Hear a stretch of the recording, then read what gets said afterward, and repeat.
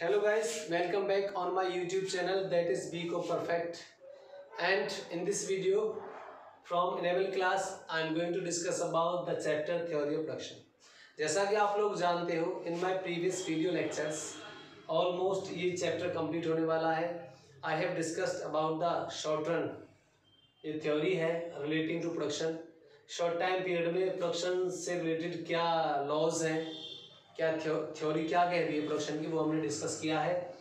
क्योंकि मैंने फर्स्ट वाली वीडियो लेक्चर में ही डिफाइन किया था एक बहुत बड़ा सा फ्लो चार्ट, उसमें सारा बताया था कि शॉर्ट टाइम पीरियड में भी मॉडर्न इकोनॉमिक्स और ट्रेडिशनल इकोनॉमिक्स की अप्रोच है, और लॉन्ग टाइम पीरियड हमारा वो टाइम पीरियड होता है जिसमें हम अपने सारे फैक्टर्स को चेंज कर सकते हैं. किसके लिए? प्रोडक्शन को चेंज करने के लिए. ठीक है, तो लॉन्ग टाइम पीरियड में जो रिटर्न मिलते हैं प्रोडक्शन से, लॉन्ग टाइम पीरियड में जो रिटर्न्स मिलते हैं किससे? प्रोडक्शन से. उन रिटर्न्स को बोलते हैं हम increasing returns to scale, constant returns to scale and diminishing returns to scale के नाम से जानते हैं. फिर से मैं सारी चीज़ों को रिपीट करूंगा थोड़ा थोड़ा. लॉन्ग टाइम पीरियड की स्टडी है प्रोडक्शन में. क्वेश्चन क्या है हमारा? क्वेश्चन ये है कि सपोज कीजिए हमारे पास इनफ टाइम है in order to change our production. हमें अपना प्रोडक्शन चेंज करना है. Production is to be increased, production को बढ़ाना है और हमारे पास काफ़ी टाइम है. अगर आपके पास काफ़ी टाइम है it means you will change in all the factors of production. इसका मतलब आप जितने भी आपके पास रिसोर्सेज हैं, फैक्टर्स है प्रोडक्शन के, आप उन सभी की यूनिट्स में चेंज करोगे. क्योंकि लॉन्ग टाइम पीरियड में तो सभी फैक्टर्स वेरिएबल होते हैं, no factor is fixed factor. तो एक प्रोपोर्शन में चेंज करेंगे. प्रोपोर्शन का मतलब है परसेंटेज. भाई कितना परसेंट बढ़ा रहे हो आप लैंड को, कितना परसेंट आप लेबर को बढ़ा रहे हो, लेबर के परसेंट को, कितना परसेंट आप कैपिटल को बढ़ा रहे हो. एक फिक्स जो भी है एक फिक्स्ड प्रोपोर्शन में आप अपने फैक्टर्स में चेंज करोगे. जब हम फैक्टर्स में चेंज करेंगे, जैसे अभी फॉर एग्जांपल के लिए ये वैल्यूज ली हुई है मैंने, तो ये तो बता दिया कि लॉन्ग टाइम पीरियड में 3 टाइप्स के रिटर्न्स है. इंक्रीजिंग रिटर्न्स स्केल से, कांस्टेंट एंड डिमिनिशिंग. स्केल क्यों बोलते हैं? स्केल इसलिए वर्ड यूज करते हैं क्योंकि अब तक हमने जो शॉर्ट टाइम पीरियड में स्टडी की थी प्रोडक्शन की, वहाँ पे वर्ड यूज करते थे रिटर्न्स टू अ फैक्टर, और यहाँ पे करते हैं returns to a scale. Factor क्यों? क्योंकि वहाँ जो रिटर्न आता था वो एक ही फैक्टर की वजह से था, वेरिएबल की वजह से. ध्यान होगा आपको, लेबर की यूनिट बढ़ाई थी. बट यहाँ पे जो रिटर्न मिलेगा ये सभी फैक्टर की वजह से है, यानी उसको स्केल बोलते हैं. पूरा स्केल चेंज कर दिया आपने. ठीक है, तो सपोज करो लैंड की यूनिट ज़्यादा ले लिए, वैसे 4 फैक्टर होते हैं हमारे, 2 का एग्जाम्पल ले रहे. लैंड और लेबर की कुछ यूनिट हमने लगाई और टोटल प्रोडक्शन हुआ 10 सपोज. इनका कहना ये है कि भाई अगर लॉन्ग टाइम पीरियड है तो प्रोडक्शन को इंक्रीज करने के लिए you should change in all the factors. आपको जितने भी फैक्टर्स हैं सभी की यूनिट्स में चेंज करना चाहिए. तो इसका मतलब सपोज करो लैंड की यूनिट आपने बढ़ा दी और लेबर 2 से कर दिया आपने 4, दोनों की यूनिट बढ़ा दी. लैंड की यूनिट भी बढ़ा दिया आपने और लेबर की यूनिट को भी इंक्रीज कर दिया फ्रॉम 2 to 4. तो जब हमने इतना अपने मतलब जो फैक्टर्स हैं उनको इंक्रीज किया, उनकी यूनिट्स को, ऑब्वियस सी बात है प्रोडक्शन भी इंक्रीज होगा. सपोज करो प्रोडक्शन हो जाता है 10 से कितना 30 सीधा. पहले 10 यूनिट्स का प्रोडक्शन होता था जब ये थे हमारे पास फैक्टर्स, और जब हमने फैक्टर्स को डबल कर दिया दोनों को, तो हमारा प्रोडक्शन कितना हो जाता है 10 से 30. तो डेफिनेटली प्रोडक्शन तो हमें इंक्रीज दिखाई दे रहा है स्टेबल में, बट किस तरीके का रिटर्न है. तो इसके लिए आपको एक और कॉलम बनाना पड़ेगा ये देखने के लिए कि इंक्रीजिंग रिटर्न्स, कांस्टेंट रिटर्न क्या होता है. एक कॉलम और बनाइए, 2 बनाने पड़ेंगे. परसेंटेज ये चेंज के लिए है. अगर आपने मेरी वीडियो कंटिन्यूसली या जितनी भी वीडियोस आपने देखी हैं तो मैंने बताया था डेल्टा, इसका मतलब चेंज होता है. Percentage change in factors, factors में कितना परसेंट चेंज किया. और एक और बनाना पड़ेगा percentage change in total production, और टोटल प्रोडक्शन में कितना चेंज होगा. राइट, तो पहले वाले पॉइंट पे तो नहीं तो प्रोडक्शन का पता नहीं इसका पता, कि फर्स्ट पॉइंट ही तो है, हमें क्या पता कितना चेंज है. हाँ, इसके बाद अगर 1 से 2 हो जाए, लेबर की यूनिट आपने 2 से 4 कर दी, तो कितना परसेंट चेंज आया? 100%। आप निकाल के देख लेना, डबल डबल हो रही ना, सीधी सी बात है, दोनों चीज डबल डबल है। ये भी 1 से 2 यूनिट हो जाती है, 2 से 4, तो 100% चेंज आ गया। प्रोडक्शन में देखें तो 10 से 30, मतलब डबल नहीं और ज़्यादा हो गया है। तो कितना परसेंट चेंज आया? बेसिकली वैसे अगर निकालेंगे तो 20/10 इंटू 100 करेंगे। ये मैंने प्राइस इलास्टिसिटी ऑफ डिमांड वाले चैप्टर में आपको बताया था, ठीक है। तो यहाँ पे जो प्रोडक्शन में चेंज हुआ ना, ये 10 से 30, ये 200% चेंज है। कितना है? 200%। तो अभी इस छोटे से एग्जाम्पल से, स्मॉल सी टेबल से हमने क्या ऑब्जर्व किया? हमने ये ऑब्जर्व किया कि भाई जो फैक्टर्स है, हमने फैक्टर्स की यूनिट को इंक्रीज किया 100%, उसके कंसीक्वेंट जैसे ही हमने अपने फैक्टर्स को 100% इंक्रीज किया उनकी यूनिट्स को, हमारा टोटल प्रोडक्शन इंक्रीज हुआ 200%। तो इसका मतलब जितना परसेंट हमने फैक्टर्स में चेंज किया उससे कहीं ज़्यादा परसेंट हमारा टोटल प्रोडक्शन में चेंज आया। और अगर ऐसा हो तो बोलते हैं increasing returns to a scale. क्या बोलते हैं उसको? Increasing returns to a scale. तो बहुत सिंपल सी बात, डेफिनेशन आप खुद ही ड्राइव कर सकते हो। When a percentage change in factors of production causes a greater percentage change in total production is called increasing returns to a scale।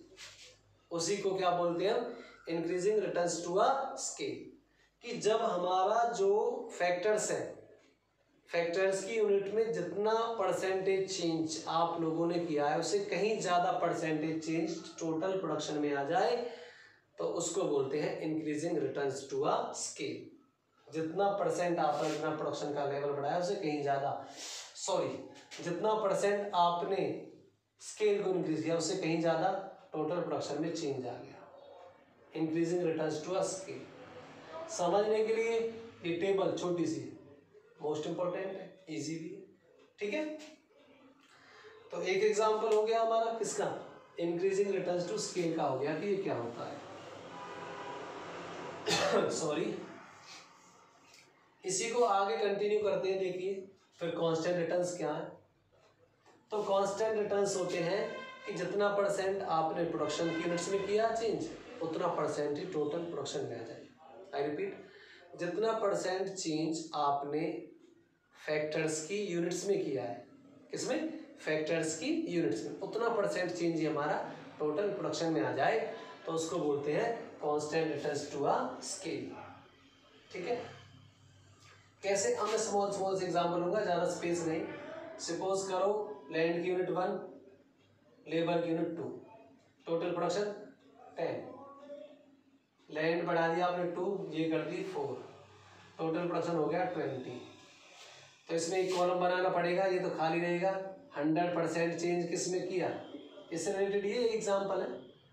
100% change तो हमने फैक्टर्स में किया, उसके कंसीक्वेंट हमारा टोटल प्रोडक्शन में कितना परसेंट चेंज आया? ये भी डबल हो गया, 10 से 20 यूनिट्स प्रोडक्शन। टोटल प्रोडक्शन कितना हो गया? 10 से 20। अगर 10 से 20 होता है, इसकी परसेंटेज निकालेंगे, ये भी 100 है, ठीक है। तो ये कैसा हो गया? Constant returns. ये कांस्टेंट रिटर्न्स का एग्जांपल है टू अ स्केल, ये इंक्रीजिंग रिटर्न्स का, increasing returns to a scale, ठीक है। क्लियर है भाई? अगर बराबर का चेंज आए, मतलब जितना परसेंट आपने अपना प्रोडक्शन का लेवल बढ़ाया, मतलब फैक्टर्स को बढ़ाया, उतना ही टोटल प्रोडक्शन में चेंज आ गया, तो ऐसी सिचुएशन को बोलते हैं constant returns to a scale. इस तरीके के रिटर्न भी मिल सकते हैं लॉन्ग टाइम पीरियड में। Diminishing returns to scale, diminishing का मतलब क्या है? डिमिनिशिंग रिटर्न्स टू स्केल का मतलब है कि जितना परसेंट हमने अपने प्रोडक्शन में चेंज किया, लैंड लेबर, टोटल में चेंज तो हो, मतलब कि ऐसा तो देखो जैसे शॉर्ट टाइम पीरियड में होता था ना कि टोटल प्रोडक्शन ही कम होने लगा था, यहाँ टोटल प्रोडक्शन तो कम होगा ही नहीं यार, ये तो कोई लॉजिक ही नहीं बनता। अब आपका ये क्वेश्चन हो सकता है कि टोटल प्रोडक्शन कम क्यों नहीं हो सकता यार, आप मतलब कि सारी चीजों को बढ़ा रहे हैं, टोटल प्रोडक्शन कम कैसे हो जाएगा? एक मशीन की जगह 2 कर दी, 2 लेबर की जगह 4 कर दी, तो टोटल प्रोडक्शन कम होने का तो आप सोचिए मत, पॉसिबल ही नहीं है। टोटल प्रोडक्शन तो बढ़ेगा डेफिनेटली, बट कितना बढ़ेगा ये नहीं पता। सपोज करो इस तरीके से बढ़ता है, 10 से 15 हो जाए, तीनों एग्जाम्पल हमने कर लिए, 10 से 30 किया, 10 से 20 और इस एग्जाम्पल में क्या किया 10 से 15। तो जब परसेंटेज निकालेंगे ना तो फैक्टर्स में तो वही हमने चेंज किया 100%। इसका चेंज जो निकालिए कि ये जो टोटल प्रोडक्शन बढ़ा तो है बट कितना परसेंट बढ़ा है। तो अगर 10 से 15 होता है ना, परसेंटेज चेंज निकाल देना, percentage change in total production तो 50%, मतलब चेंज तो हुआ, चेंज के लिए मना नहीं कर रहे कि टोटल प्रोडक्शन में नहीं हुआ, बट कम रेट से हुआ है। हमने अपने फैक्टर्स को बढ़ाया 100% और हमारा प्रोडक्शन बढ़ा 50%। अगर ऐसा होता है तो उसको बोलते हैं diminishing returns to a scale. वो सिचुएशन होती है जिसमें जितना परसेंट आप प्रोडक्शन के फैक्टर्स में चेंज करते हो उससे कम परसेंट टोटल प्रोडक्शन में होता है। इसको बोलते हैं diminishing returns to a scale. क्या बोलते हैं? Diminishing returns to a scale. तो एक प्रोड्यूसर को लॉन्ग टाइम पीरियड में 3 टाइप्स के रिटर्न्स मिल सकते हैं प्रोडक्शन से। 3 टाइप्स के रिटर्न्स मिल सकते हैं किससे? जब वो अपने फैक्टर्स की यूनिट्स में चेंज करेगा। ठीक है, तो इन रिटर्न्स को हम टेबल की हेल्प से एक्सप्लेन कर देते हैं और इनको हम ग्राफ से भी एक्सप्लेन कर सकते हैं। तो टेबल का आप स्क्रीनशॉट ले लीजिए।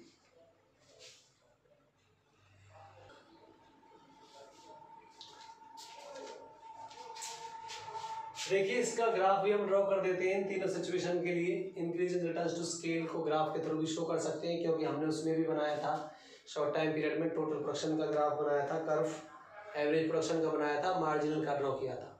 तो यहाँ भी हम कर सकते हैं किस तरीके से, इधर हमारा OX एक्सिस OY एक्सिस तीनों ही ग्राफ में, यहाँ परसेंटेज चेंज इन फैक्टर्स को दिखाएंगे हम कि कितना परसेंट चेंज हुआ फैक्टर्स में, और इधर टोटल प्रोडक्शन में कितना परसेंट चेंज हुआ तीनों ही ग्राफ में। तो देखिए सपोज करो पहले मान के चलो जो भी कुछ है, आपने इतने परसेंट फैक्टर लगा रखे थे, इतना टोटल प्रोडक्शन था, राइट। आपने इनको चेंज किया, इतना परसेंट हमने अपना क्या बढ़ा दिया फैक्टर से, यानी फैक्टर्स में चेंज कर दिया। तो फैक्टर्स में चेंज करने से प्रोडक्शन तो बढ़ेगा, ऊपर की तरफ जाएगा। ज़्यादा चेंज करके दिखा दो। अब आप देखो प्रोडक्शन में कितना कितना इंक्रीज हुआ, फैक्टर्स इतने इंक्रीज, प्रोडक्शन ज़्यादा इंक्रीज है। ठीक है, इन पॉइंट्स को इस तरीके से कर दो, ये टोटल प्रोडक्शन का कर्व। तो ये कर्व क्या दिखा रहा है? इंक्रीजिंग रिटर्न्स टू स्केल को शो करता है। ठीक है, क्योंकि ग्राफ में आप देख लो परसेंटेज चेंज इन फैक्टर्स का small area, percentage change in production का लार्ज एरिया है। इसका मतलब इंक्रीजिंग रिटर्न्स टू स्केल को शो करता है। ये हमारा टोटल प्रोडक्शन कांस्टेंट में जितना चेंज आप यहाँ शो करोगे, जैसे इतना चेंज किया आपने फैक्टर्स में, एग्जैक्टली इतना ही चेंज आप इधर दिखाओगे। लगभग देख लेना है थोड़ा, और इन पॉइंट्स को कर्व कर दो। ये टोटल प्रोडक्शन का कर्व बना इन पॉइंट्स को ज्वाइन करके। तो इसमें जो percentage change in total production और percentage change in factors equal है, और जब ऐसा होता है उसको बोलते हैं कांस्टेंट रिटर्न्स टू स्केल। ये ग्राफ हम यूज कर सकते हैं, ठीक है, कांस्टेंट रिटर्न्स को शो करने के लिए। इसमें फैक्टर्स में तो ज़्यादा चेंज किया, फैक्टर्स तो हमने इतने चेंज किए यहाँ से लेके यहाँ तक। प्रोडक्शन बढ़ा तो है बट कम बढ़ा है। आप देख लो फैक्टर्स में तो ज़्यादा चेंज है, इतना बड़ा। प्रोडक्शन इंक्रीज तो हुआ है बट कम हुआ है। ये हमारा किसका है? डिमिनिशिंग रिटर्न्स टू स्केल का ग्राफ है। तो हम इनको जो 3 टाइप्स के रिटर्न्स हैं इन लॉन्ग टाइम पीरियड, उनको हम ग्राफ के थ्रू भी शो कर सकते हैं। बट इस चैप्टर में और भी बहुत सारी चीज़ें हैं, जैसे हमने शॉर्ट टाइम पीरियड में डिस्कस किया था कि जो डिफरेंट टाइप के रिटर्न्स थे शॉर्ट टाइम पीरियड में, जैसे increasing returns to a factor, diminishing returns to a factor, negative returns to a factor, क्यों मिलते हैं। ऐसे ही हमारा नहीं आपका, आप लोगों का क्वेश्चन यहाँ भी हो सकता है। क्या क्वेश्चन कि लॉन्ग टाइम पीरियड में इंक्रीजिंग रिटर्न्स टू स्केल कब मिलते हैं, कांस्टेंट रिटर्न्स टू स्केल कब मिलते हैं, और diminishing returns to a scale कब मिलते हैं। एक प्रोड्यूसर को ये क्वेश्चन हो सकता है। तो वैसे तो हमारे 11th क्लास के सिलेबस के अकॉर्डिंग ये चीज़ इतनी इम्पोर्टेंट नहीं है, क्योंकि सीबीएसई का जो सिलेबस है उसमें नहीं है, बट फिर भी थोड़ी सी नॉलेज के लिए, ज़्यादा मैं डिटेल में नहीं जाऊँगा, ज़्यादा डीप नहीं ले जाऊँगा आप लोगों को, पर थोड़ा सा आपका इंटरेस्ट बना रहे बता दूँ। इंक्रीजिंग रिटर्न्स टू स्केल, एक जब स्मॉल लेवल पे प्रोडक्शन करते हैं और लार्ज लेवल पे प्रोडक्शन करते हैं तो क्या डिफरेंस है। देखिए, जब स्मॉल लेवल पे हम प्रोडक्शन करते हैं ना स्टार्टिंग में, और लार्ज लेवल पे करते हैं, तो जैसे आप लार्ज लेवल पे करते हो प्रोडक्शन को, अपने लेवल को बढ़ाते हो, तो बहुत सारे बेनिफिट्स मिलने लगते हैं, बहुत सारे बेनिफिट्स मिलने लगते हैं। उन बेनिफिट्स की वजह से हमें इंक्रीजिंग रिटर्न्स टू स्केल मिलता है, ठीक है। उनको बोलते हैं इकोनॉमीज। अब आप ये कहोगे कि इस तरीके के बेनिफिट इस तरीके के मिल जाते हैं। मैं इसका एक छोटा सा एग्जांपल लेना चाहूँगा स्कूल का।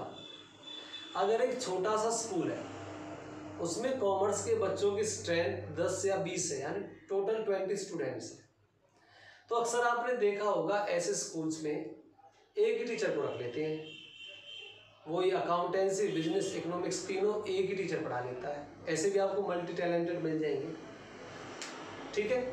और जहाँ बड़े स्कूल हैं, बड़े स्कूल मतलब जहाँ पे स्ट्रेंथ ज़्यादा होती है, अगर किसी स्कूल में 100 है तो 100 स्टूडेंट्स के तो भाई 2-3 सेक्शन बन जाएंगे, 3 तो कम से कम बनेंगे।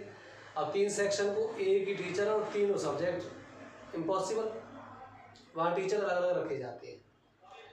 तो अलग अलग रखने में क्या बेनिफिट मिलेगा। अगर हम इसकी बात करें एक एफिशिएंसी की, तो जहाँ टीचर अलग अलग सब्जेक्ट के अलग टीचर हैं, वो ज़्यादा एक्सपर्ट होंगे अपने अपने सब्जेक्ट्स में। किसके कंपैरिजन में, जो एक ही बंदा तीनों सब्जेक्ट ले रहा है।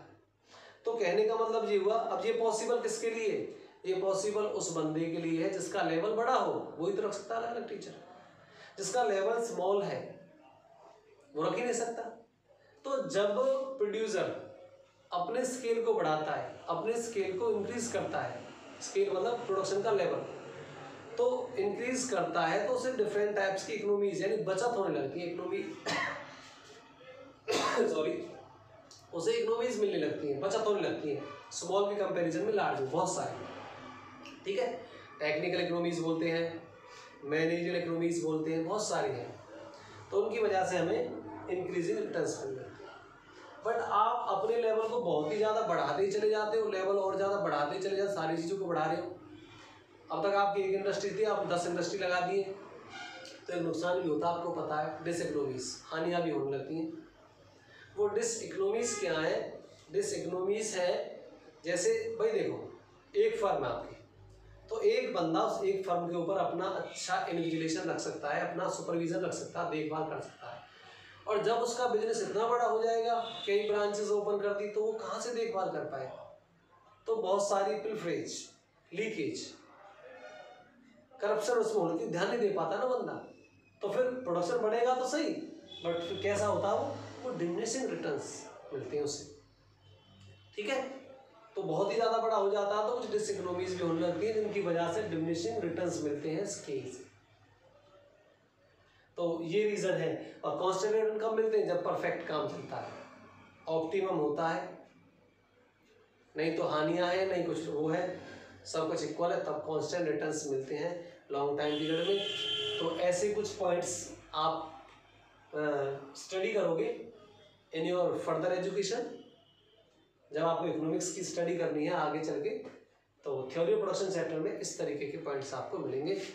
आपके 11th के सिलेबस के अकॉर्डिंग मैंने इनफ एक्सप्लेन कर दिया है। अगर कोई ग्रेजुएशन पोस्ट ग्रेजुएशन की वीडियो चाहता है from relating to this chapter, you can comment on my YouTube channel. So आज की वीडियो में इतना ही, और इस वीडियो के साथ ये चैप्टर हमारा कंप्लीट भी होता है। So thank you for watching.